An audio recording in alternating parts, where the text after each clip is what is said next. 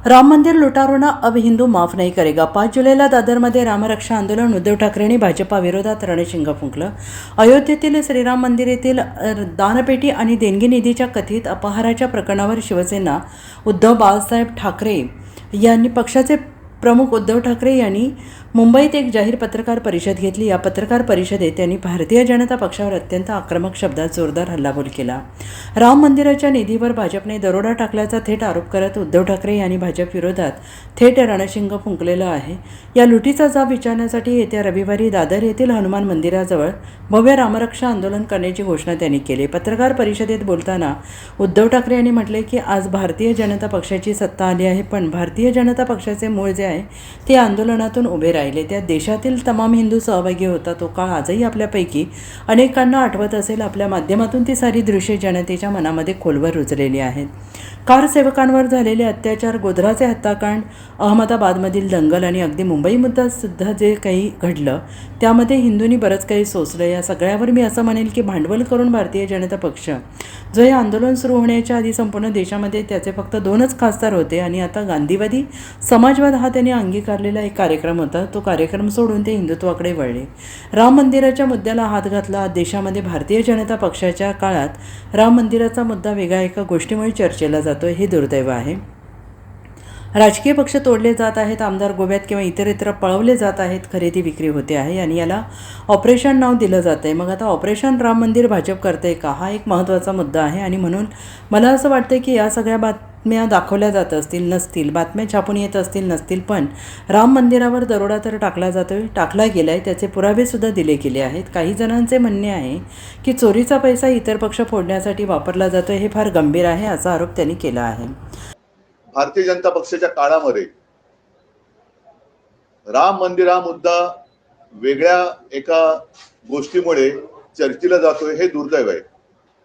म्हणजे असं जर का मी म्हटलं की आज जी काही दरोडेखोरी चाललेली आहे, राजकीय पक्ष फोडले जात आहेत, आमदार खासदार चोरले जात आहेत, खरेदी विक्री होते, याला ऑपरेशन नाव दिले जाते। ऑपरेशन हे, ऑपरेशन ते।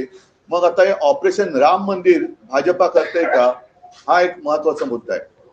आणि म्हणून मला असं वाटतं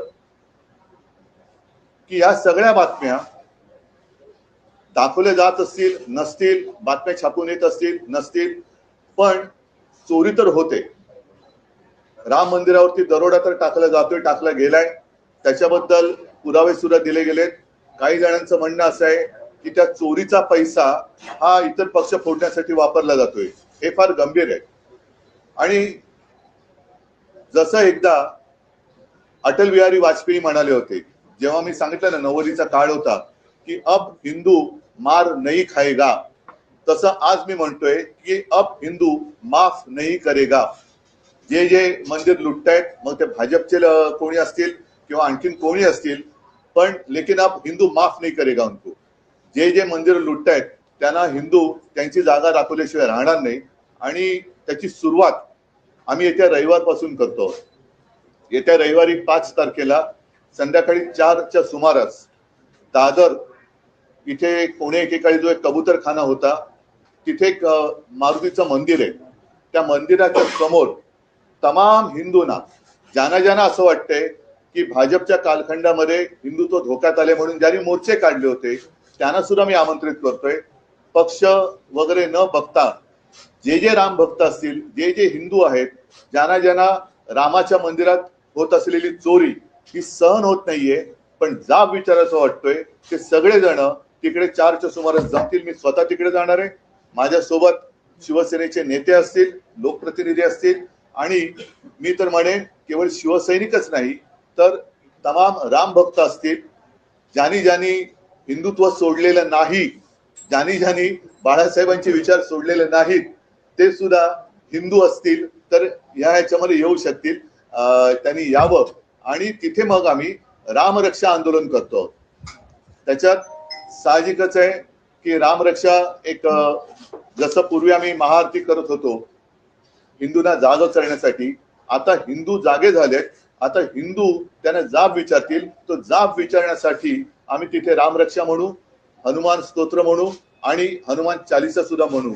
हे जाहीररित्या हा कार्यक्रम सुरू होईल।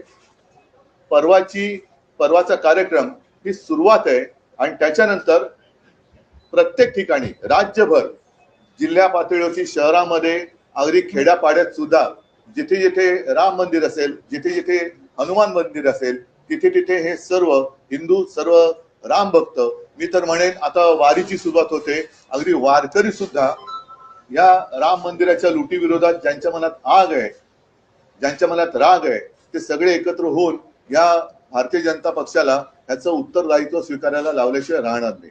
त्याच्यामुळे ही सुरुवात होते आहे. आपल्याला सुद्धा मी आमंत्रण देतोय. आपल्या माध्यमातून मी सर्व हिंदूंना, सर्व राम भक्तांना तिथे आमंत्रित करतो आहोत, कारण हिंदुत्वाच्या नावावरती ही लूट आम्ही सहन करू शकत नाही. हा जर काही त्यांनी देखावा केला असेल की मंदिर वही बनाएंगे, मंदिर झालं, पण त्या मंदिराच्या मागे ज्यांनी ज्यांनी रक्त सांडलं, ज्यांनी ज्यांनी कष्ट, ज्यांनी म्हणजे अनेकांना तुरुंगवास झाला, त्या सगळ्यांचे कष्ट हे असे आम्ही वाया जाऊ देणार नाही. म्हणून परत एकदा सांगतो की आज आहे शुक्रवार, परवा रविवारी 5 तारखेला साधारण 4च्या सुमारास दादर येथे जे मारुतीचं मंदिर आहे, जिथे जुना कबूतरखाना होता, तिथे सगळेजण एकत्रित येतील आणि रामरक्षा आंदोलन आम्ही सुरू करतो. Bureau report, SBN Marathi, Mumbai.